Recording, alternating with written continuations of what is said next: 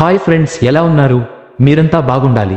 కొత్తగా మన వీడియో చూస్తున్నవారు దయచేసి సబ్స్క్రైబ్ చేసుకోండి.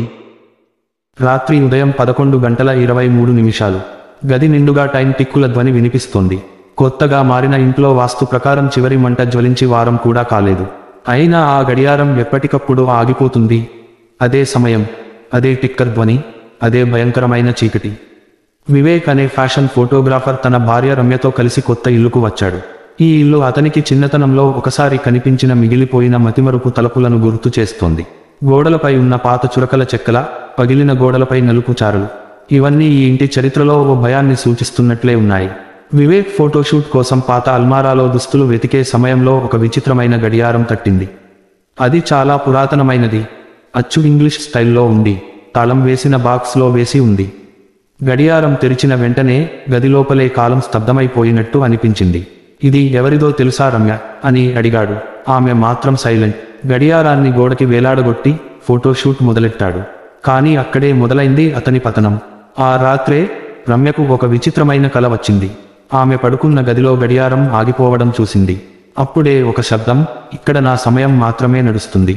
ఆమె నిద్రలేచి చూసేసరికి గడియారం టిక్కర్ మళ్లీ మొదలైంది, కానీ నెమ్మదిగా. మిగతా ఇంట్లో మిగిలిన క్లాక్లు అన్నీ ఆగిపోయాయి. రెండో రోజు ఫోటో స్టూడియోలో ఉన్న మోడల్స్కి ఫోటోలు తీస్తున్న సమయంలో ఓ యువతి మూర్ఛ వచ్చింది. ఆమె కళ్ళు తిరగ్గా నోటితో మాట్లాడిందేమిటంటే, ఆ గడియారాన్ని అక్కడ నుండి తీసేయ్, అది నా గడియారం కాదు, నా శాపం గడియారం. అందరూ షాక్ అయ్యారు. ఎవరూ అర్థం చేసుకోలేకపోయారు. కానీ ఆ యువతి నోరు మూసుకున్నాక ఆమె ఒంటిపై గడియారంలా ఉన్న నెంబర్లతో చిన్న చిన్న మచ్చలు వచ్చి మాయమయ్యాయి. వివేక్ ఇంటికి వచ్చాడు. గడియారాన్ని చూసి దాన్ని కిందకు తీసేశాడు. కానీ ఆ గడియారం నేలపై పడిన తర్వాత కూడా టిక్కర్ ఆగలేదు. అది గోడకు తగలక ముందే గడియారంలోంచి ఓ నల్లటి పొగ బయటకు వచ్చింది. అది ఓ శ్వాస, అది ఓ శాపం. అక్కడ మొదలైంది ఒక చీకటి గతం, గడియారంతో పాటు జీవించిన ఓ దయపు కథ. గడియారం నేలపై పడినప్పటి నుంచి వివేక్కి రాత్రులు చెత్తగా మారిపోయాయి. దాని గిన్నెలా ఉన్న ముడతలపై ఒడ్డుగా తొంగి చూసే సమయంలో లోపల కనిపించిన ప్రతిబింబం అతనిది కాదు. ఒక శరీరం. కానీ ముఖం తేలియాడేలా లేదు. నెమ్మదిగా గదిలో నలువైపులా గడియారం చప్పుడు మారడం మొదలైంది. టిక్ టాక్ కాదు, 1, 2, 3 అని మానుష స్వరం వినిపిస్తోంది. రమ్య కలలలో అదే ఆవాసం తిరుగుతూనే ఉంది. పగిలిన గడియారం చుట్టూ తిరుగుతున్న మగ్గిన శరీరం నెమ్మదిగా తల తిరిగేలా అద్దంలో కనిపిస్తూ ఉండేది. ఒక్కోసారి ఆమెకి అనిపించేది పక్కనే ఎవరైనా ఉన్నట్టు. కానీ వెనక్కి తిరిగి చూసేసరికి ఖాళీ గది. వివేక్ ఫ్రెండ్ అయిన ఫర్హాన్ ఆ గడియారాన్ని చూసి, ఇది మాండలిక గడియారం లాగా ఉంది.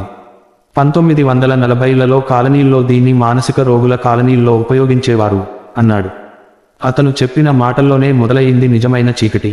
వివేక్ ఇంటికి వచ్చిన ఆ రాత్రే గడియారాన్ని తాకిన వెంటనే ఫర్హాన్ కళ్ళు తిరిగి పడిపోయాడు. అతని నోటి నుంచి ఒకటి వినిపించింది. అది నాకు చెప్పలేదు, అది నన్ను లాక్కుందికి ముందు నా టైం చూపించింది. అతను తెల్లారి లేచేసరికి చేతులపై గడియారం నంబర్లు పచ్చగా మెరుస్తున్నాయి. ఉదయం 11:23. వివేక్ వెతుకులాట మొదలుపెట్టాడు. పాత కాగితాలు తవ్వుతో ఆ గడియారం మీద నంబర్ గుర్తించాడు. ఇంకే 19AI అనే పేరు చెక్కబడి ఉంది. అన్వేషణలో ఆ నంబర్ ఒక మానసిక ఆసుపత్రికి చెందినదని తెలిసింది. అతను ఆ ఆసుపత్రికి వెళ్ళగా అక్కడ ఒక పాత రికార్డు అతని చేతుల్లో పడింది. అన్నయ్య దేవి, మానసిక రోగి, గడియారానికి మాట్లాడే శక్తి ఉందని నమ్మిన బలహీన మహిళ. చివరికి తన బిడ్డను గడియారంలో తిప్పి వేసిందని వాదించి తాను మానసికంగా శాంతించిన రోజు ఉదయం 11:23. అతను వెంటనే అడిగాడు, ఆమె ఎక్కడ ఉంది?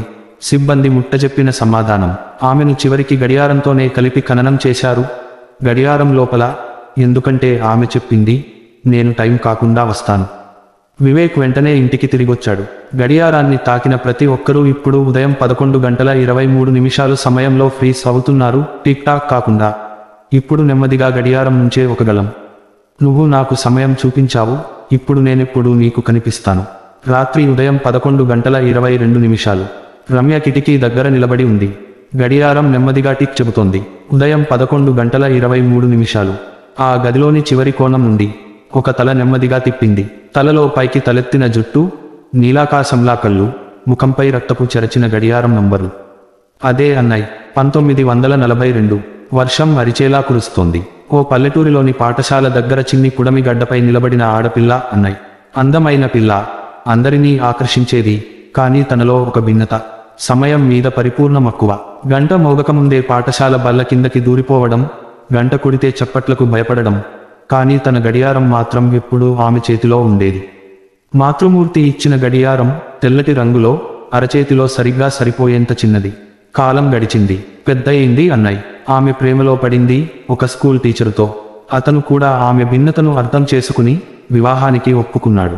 కానీ పెళ్లైన 6 నెలలకే ఆమె భర్త ఓ ప్రమాదంలో మరణించాడు. అదే సమయం, ఉదయం 11:23. అన్నయ్య జీవితమంతా ఒక్క గడియారం చప్పుడుగా మారిపోయింది. ఆమె చుట్టూ ఉన్నవాళ్లంతా చెప్పేవారు ఆమె మానసికంగా బలహీనపడింది. కానీ ఆమె మౌనంగా ఉండేది. రోజూ గడియారాల్ని సేకరించడం, వాటిలో శబ్దాలు వినడం. అప్పట్లోనే ఆమె తన గదిలో 30కి పైగా గడియారాలు పెట్టి వాటి చప్పుళ్ల మధ్య నిద్రపోయేది. అన్నయ్య నమ్మేది, ఒకటే సమయం తన భర్తని తిరిగి తీసుకురావచ్చు. అదే ఉదయం 11:23. ఒక రోజు ఆమె గర్భవతిగా మారింది. అది ఊహించని సంఘటన. కానీ ఆమె చెబుతుంది, తన భర్త తిరిగొచ్చాడు, గడియారంలోకి వచ్చాడు, నా బిడ్డగా పునర్జన్మ పొందాడు. ఆమె గర్భవతి అయిన 9వ నెలలో ఆమె భర్తను కోల్పోయిన రోజు వచ్చేసింది. ఆ రోజే ఉదయం 11:23. ఆమె చొక్కా చింపుకుని గడియారం ముందు నిలబడి అరిచింది, నువ్వు మళ్ళీ మమ్మల్ని వదిలిపెట్టు, కానీ ఈసారి నేను కూడా వస్తా. ఆమె కత్తెరతో గడియారాన్ని తెరిచి తలలో నుంచి రక్తం చిందిస్తూ బిడ్డ పుట్టకముందే తన తల గడియారంలో ఉంచాలని ప్రయత్నించింది. నెమ్మదిగా చెరువులోకి వెళ్లి దాని దగ్గరలో మట్టిలో గడియారాన్ని దాచేసి తనను తానే తిప్పేసింది. ఆమె శరీరం దొరకలేదు, కేవలం ఆ గడియారం మాత్రమే దొరికింది. అదే గడియారం ఇప్పుడు వివేక్ ఇంట్లో ఉంది. అతనికి నిద్రలో కనిపించేది ఒక తల మాత్రమే, శరీరం లేదు. నెమ్మదిగా టైంతో పాటు గది చుట్టూ తిరిగే తల, చెక్కిన నంబర్ల మధ్య బిగుసుకుని ఉండే నెత్తి, ఆకలితో తిప్పే చూపులు. నన్ను నా టైం దొరకక ముందే చంపేశారు, ఇప్పుడు ప్రతి ఒక్కరి టైం నా చేతిలో ఉంది. అన్నయ్య భర్త తిరిగొచ్చాడా? ఆ బిడ్డ ఎవరు? అది ఎవరిలోకి ప్రవేశించింది? ఈ ప్రశ్నలు మాత్రమే కాక ఇప్పుడు గడియారం చూడగలిగే ప్రతి ఒక్కరూ ఆమెకు భూతమైన తలగా కనపడుతుంది. వివేక్ చెవిలో ఇప్పుడు నెమ్మదిగా ఒక శబ్దం వినిపిస్తోంది, నువ్వు గడియారాన్ని చూసినప్పటి నుంచే నీ సమయం కూడా నాకే.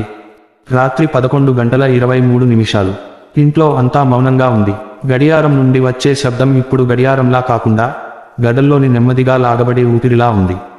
గోడలపై ఛాయలే తిప్పుకుంటూ ఒక్కో క్షణం నిండుగా మారిపోయి మళ్లీ శూన్యంగా మారిపోతున్నాయి. వివేక్ చేతిలో పాత ఆసుపత్రి రికార్డులు ఉన్నాయి. వాటిలో చివరికి ఒక ఫోటో దొరికింది, అన్నయ్య, తన భర్త, అలాగే చిన్న పసిబిడ్డ. ఫోటో వెనుక వ్రాయబడి ఉంది, ఆమె నమ్మింది సమయం వెనక్కి తీసుకురాగలదు. ఆ ఫోటోలో ఉన్న బిడ్డ ముఖం చూసిన క్షణంలోనే అతనికి పక్కవాళ్లంతా మసకబారినట్టయ్యారు. ఫోటోలో ఉన్న పసిబిడ్డ వివేక్తో చాలా పోలి ఉంది. రమ్య గదిలోకి పరుగెత్తి వచ్చి అడిగింది, నీవు ఎప్పటికైనా ఉదయం 11:23 టైంకి ఎందుకు ఫ్రీజ్ అవుతున్నావో తెలుసా? వివేక్ దిగ్భ్రాంతిలో, అన్నయ్య బిడ్డ నేనేనా అని ప్రశ్నించాడు. ఇంతకాలం వివేక్కి గడియారంపై కలిగిన మక్కువ, సమయంపై ఉన్న బలమైన అర్ధరహిత ఆకర్షణ అన్నీ ఇప్పుడు అర్థమవుతున్నాయి. అతని పుట్టుక ఆ గడియారమే. తల్లి శరీరం కనపడకపోయినా అతనిలో ఆమె శ్వాస బతికే ఉంది.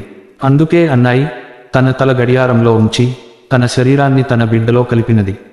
రాత్రి ఉదయం 11:22. గడియారం ఇప్పుడు మళ్లీ టిక్కర్ వేస్తోంది. వివేక్ గడియారాన్ని తీసుకుని ఆగిపోయిన పాత ఆసుపత్రి వద్దకు వెళ్ళాడు.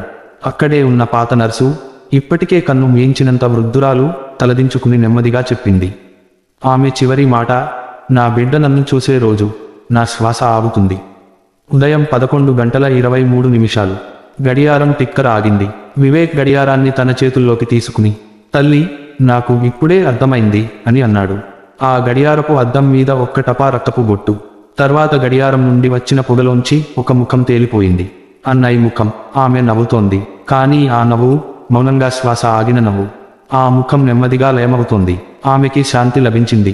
ఆ గడియారం టిక్కర్ మళ్లీ మొదలైంది. కానీ ఈసారి అర్ధరాత్రి 12 గంటల నుండి ఒక కొత్త సమయం మొదలైంది.